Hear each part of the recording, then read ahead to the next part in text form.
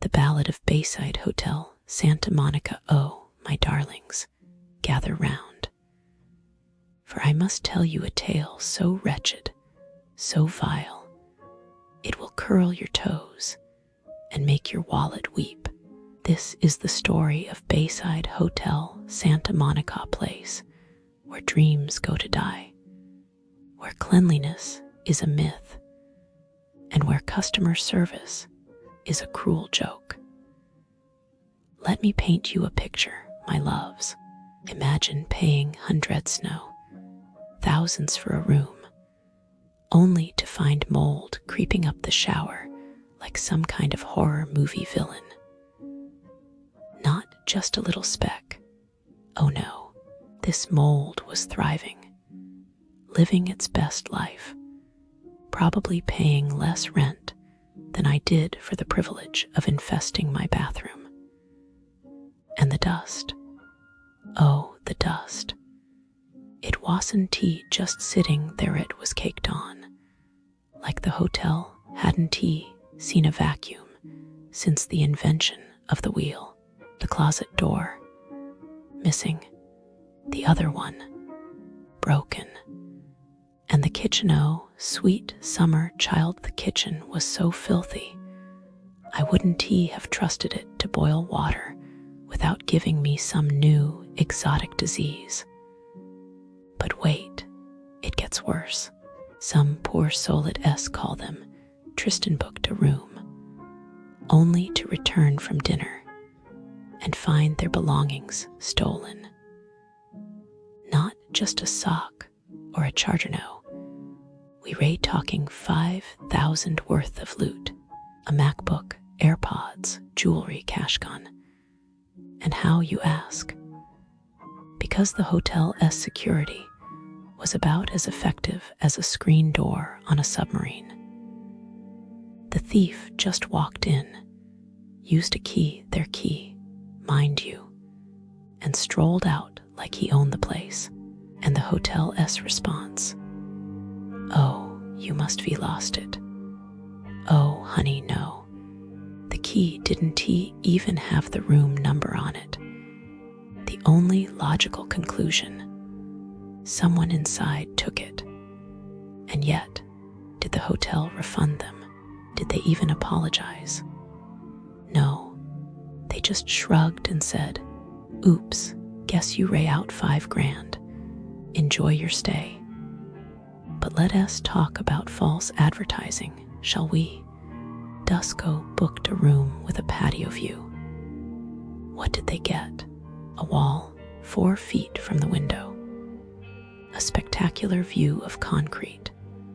And when they complained, the hotel shrugged and said, yeah, well, cleaning staff is short.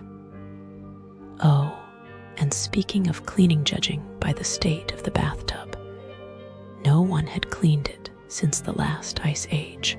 And then there's Denise, who found hairs in the sheets, gag. She asked for new sheets. No one's here to do that. She asked for a new room, no rooms left. She asked for a refund, too bad. So basically, they stole her money and told her to kick rocks. And let us not forget the noise complaints. Katarina and her boyfriend endured thuds, impacts, and moaning. Yes, that kind, so loud their room shook. They complained 3 times. Did the hotel care? Did they stop it? No, they just left them to suffer, sleepless and furious. And the front desk staff, oh, my sweet, naive darlings, they were about as professional as a toddler running a Fortune 500 company. Lauren had a birthday gift, stay except the staff forgot, then acted like she was the problem. When she rightfully got upset, they turned it into a whole dramatic saga, leaving her so fed up she just left. And the linens, stained. Not just a little stain, oh, we were talking mystery substance stains. When Tyler asked for a new duvet, they handed him another stained one and said, "We can come up to..." The reality of businesses near Bayside Hotel Santa Monica. The businesses near Bayside Hotel Santa Monica are, in a word, troubled. They promise luxury, convenience, and vibrancy, but the reality: broken escalators, forgotten reservations, and the lingering scent of disappointment, and, occasionally, urine. These places don't just fail to meet expectations, they mock them. Let's start with Santa Monica Place, the shopping center that should be a retail paradise but feels more like a post-apocalyptic bazaar. Shops are closing.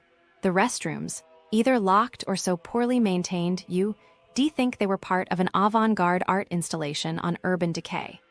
Homelessness is a visible, heartbreaking issue here. Security seems more concerned with guarding empty storefronts than helping visitors. One guest described a horrifying incident where a man jumped from the third floor, hitting a bystander, an event so shocking it barely made news. If this is retail therapy, the diagnosis is terminal. Then there's Burke Williams Day Spa, where relaxation goes to die. Prices climb, service crumbles.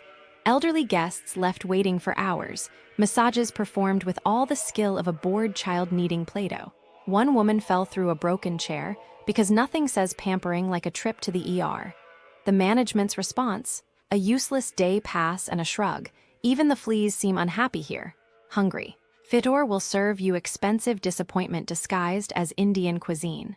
The food is so mild it's practically invisible, like someone whispered spice into a pot of boiling water. Private room bookings vanish into thin air, chairs collapse beneath diners, and the staff, well, let's just say they're more interested in upselling tips than refilling water. One guest described their meal as a PowerPoint presentation of Indian food when they expected a Bollywood blockbuster. Need caffeine? Urth Cafe delivers lukewarm regret. Waffles arrive cold, butter harder than a landlord's heart. Orders vanish into the void, 40-minute waits for drinks that taste like sweetened dishwater. The chai latte? A crime against tea. And if you complain, prepare for dirty looks from managers who'd rather you just disappear. Nightlife. The Bungalow Santa Monica used to be fun until they slapped a 50-cover fee on spontaneity. Now it's a ghost town with overpriced drinks and bouncers who'll accuse your limping wife of being drunk. The vibe. Like a party where the host forgot to invite joy. Even the Detox market, a place meant to cleanse, leaves a bad taste. Rude staff, empty promises, ironic for a store selling clean beauty products. So what's the verdict? The businesses near Bayside Hotel Santa Monica are a masterclass in mediocrity. Overpriced, underwhelming, and often outright neglectful. If you stay here, pack patience and maybe a lunchbox. Final advice: lower your expectations. Way lower. Okay, so I was looking into things, around Bayside Hotel Santa Monica. It's like depressing how much stuff happens. It's not good when you planning a vacation, right? Especially if you just trying to escape, like me. So, businesses near Bayside Hotel Santa Monica, a lot of them, they just seem to have this problem with people stealing. Not like carefully planning heists, just brazen shoplifting. I saw this video. It was all over everything, of a shop manager grabbing someone who was trying to walk out with a whole bag of clothes. Can you believe it? Like she yelled at them.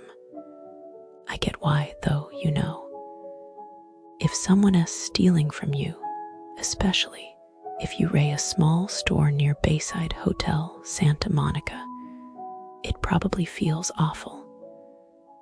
That manager, I bet she was just so frustrated. The police basically told her to deal with it through insurance, which, honestly, is the worst. Imagine being a tourist, all excited about Santa Monica, and seeing something like that happen. Probably ruins the whole trip, right? That shoplifter probably kept doing it, moving on to other stores near Bayside Hotel Santa Monica, thinking they could get away with it. And the store, they probably had to raise prices to cover the losses, which means everyone pays in the end, you know. Then there was this whole mess with a store called Sophia Mason.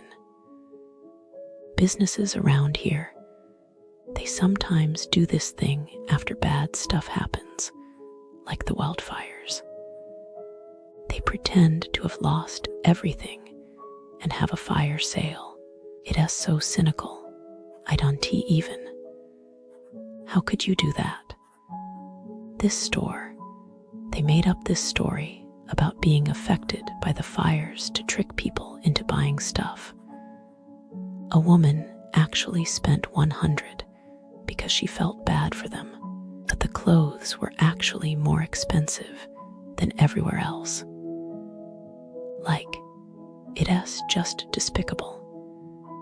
They were probably hoping people visiting Santa Monica, staying near Bayside Hotel Santa Monica, would be generous.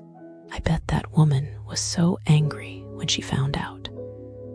She likely left a terrible review, and the store probably got a bunch of complaints, maybe even got shut down. But honestly, they probably just opened up under a different name. And then there was this guy. They actually sentenced him to 5 years in prison. He was part of this whole ring, stealing from stores all over, like actually organizing it, not just grabbing something and running. He steal from stores near Bayside Hotel Santa Monica, then resell stuff somewhere else. I'm